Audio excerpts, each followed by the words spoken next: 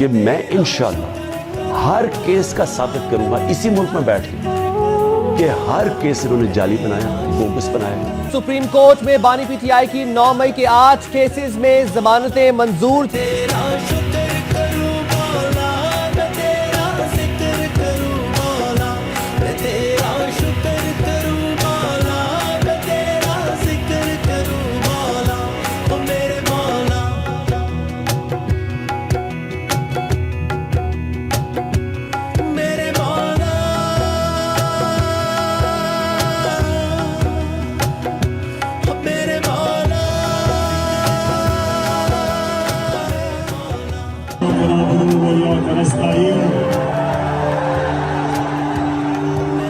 अल्लाह तेरी इबादत करते और सिर्फ मेरे से मदद मांगते हैं।